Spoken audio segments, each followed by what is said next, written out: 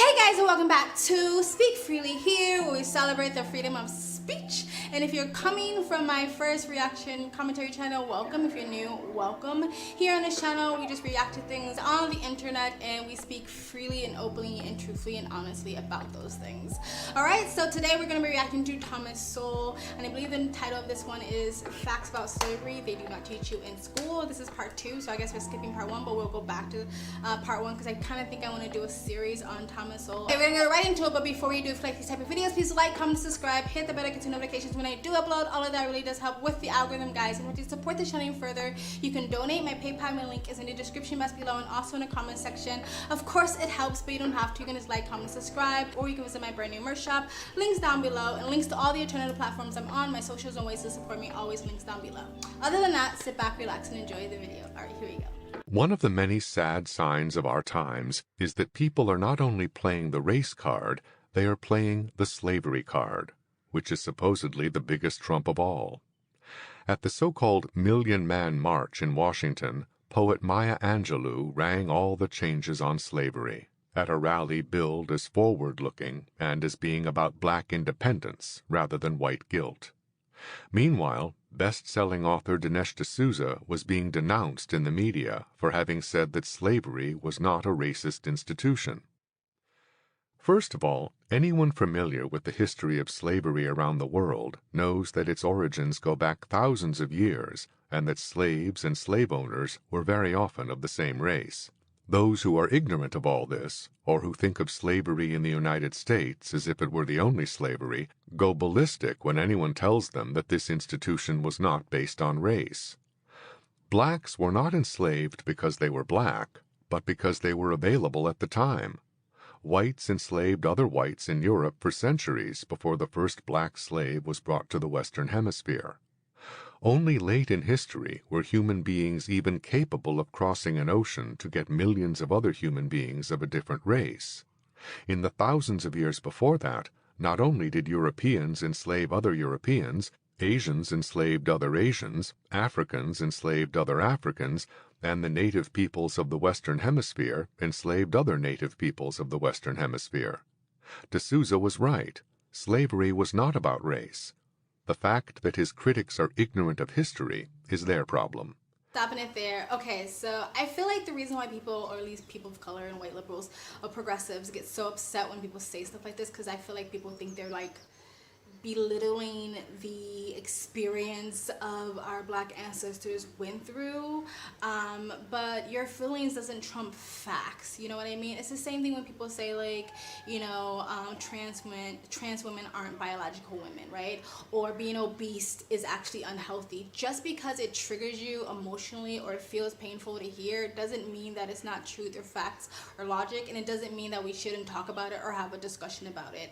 This is a fact. There have been slaves for centuries, way before the African slaves came over to America or was captured and taken over to America and enslaved. Slavery was terrible. It's a horrible fucking thing. But the world was really horrible back then. Like, people don't realize that in every country, nation, society is built off of blood and oppression and slavery. That's just how it was back then. People were, you know, enslaving people, killing people, going to war for land, and that's how it was. There weren't even laws against like rape or murder or anything like that. Like that, the world was just really cold and harsh. This is how it was. It doesn't mean that it was okay. It doesn't mean that we accept it. It doesn't mean that those lived experience wasn't terrible. It's just how it was. So slavery wasn't based on race. Slavery was just a trade, a barter system, an import-export system that it was going on back then.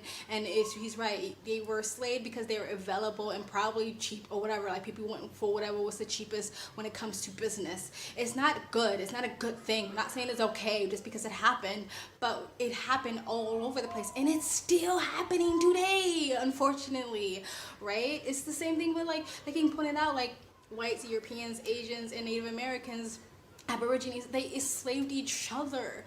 The Native Americans weren't sitting there like hugging trees and singing to the wind like in Pocahontas Disney movies before then. I'm not saying they didn't have a great culture or system or society or anything like that, but they were also warring, they were also killing each other, they were also enslaving each other, raping each other, pillaging each other. That's just how it was back then. That's how society was. It wasn't because people were just particularly more awful to people with a darker skin color, right? Maybe that kind of played a part as we developed into society when it came to racism and colorism and stuff like that. But that wasn't the specific reason why Africans became slaves. Because mostly because Africans yelled at the Europeans and said, hey, we got some slaves over here, we want your money, and that's what happened. It was a trade system.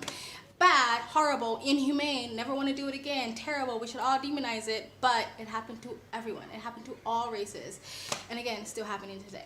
I like Maya Angelou, so I wouldn't like to think of her as a race hustler or a race baiter or anything like that. She probably truly believes what she's saying, but it is true. Like anytime like you want to even talk about uplifting like Black people or the Black community or what we can do to move forward, it's like the conversation always shifts to whiteness. It's almost like Black people are like obsessed with whiteness. Like even when I have a conversation with someone and we're talking about like Black people traveling and how it's so good to see Black people traveling and being business owners and being young entrepreneurs, it's always somehow the conversation always goes back to whiteness, and someone goes like, well yeah, because white people hate that we're traveling, white people hate that we're being business owners, white people hate to see us successful. And it's like, why do you think that? Like white people are not sitting at home eating their cornflakes and being like, ooh, those fucking Black people, I hate that they're just being successful and making money and traveling. No one's thinking about us. We are thinking about them. And the whole like, yeah, playing the Trump slave card, it's like anytime you ever bring up any issues within the Black community, like the criminality, like the single motherhood or anything like that, like the culture, the toxicity of the culture that was brought into me by entertainment and media, but whatever, it's like anytime you try to have a conversation about like how can we move forward, how can we do better, it always goes back down to slavery. Like, oh, stop living in the past. Move forward into the present and into the future. All right, let's continue. What was peculiar about the American situation was not just that slaves and slave owners were of different races, but that slavery contradicted the whole philosophy of freedom on which the society was founded. If all men were created equal, as the Declaration of Independence said, then blacks had to be depicted as less than men. While the antebellum South produced a huge volume of apologetic literature trying to justify slavery on racist grounds, no such justification was considered necessary in vast reaches of the world and over vast expanses of time. In most parts of the world, people saw nothing wrong with slavery. Strange as that seems to us today, 100 years ago, only Western civilization saw anything wrong with slavery, and 200 years ago, only a minority in the West thought it was wrong. Africans, Arabs, Asians, and others not only maintained slavery long after it was abolished throughout the Western Hemisphere, they resisted all attempts of the West to stamp out slavery in their lands during the age of imperialism. Stopping it there, I like that he brought that up because, again, a lot of these progressives like to pretend that America is so backwards and so barbaric and so archaic and so racist and all these things, but we are one of the countries that saw the flaw in the injustice, in the inhumanity in slavery before a lot of other countries decide to jump on board and free their slaves as well. Some countries still haven't done that, right? We are one of the countries that had slaves, and we are the country that quickly got rid of slavery before a lot of other civilizations and a lot of other countries did. It doesn't mean that, you know, we deserve a cookie or applause or anything like that, but it just says something about the country as a whole, that we are not like these just, you know, inherently evil people or something like that. But I'm glad he brought that up, but let's continue.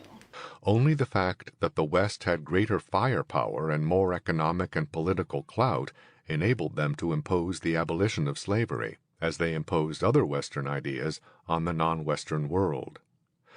Those who talk about slavery as if it were just the enslavement of blacks by whites ignore not only how widespread this institution was and how far back in history it went, they also ignore how recently slavery continued to exist outside of Western civilization. While slavery was destroyed in the West during the 19th century, the struggle to end slavery elsewhere continued well into the 20th century, and pockets of slavery still exist to this moment in Africa. But there is scarcely a peep about it from black leaders in America who thunder about slavery in the past. If slavery were the real issue, then slavery among flesh and blood human beings alive today would arouse far more outcry than past slavery among people who are long dead. Exactly. A lot of these people who want to sit there and virtue signal about something that happened in the past because it makes them look good because they ain't got to do anything about it, but yell on the internet because it's already been abolished, will not say a peep about the real slavery and imprisonment of whole fucking cultures because of their race and their nationality and their religion. Won't say a peep about it, but constantly harp on about what happened in the past, which makes me believe you don't actually really care. You just want to get a pat on the back, or you want to use it to continue not taking any accountability for your own failures in life or the failure of the community as a whole.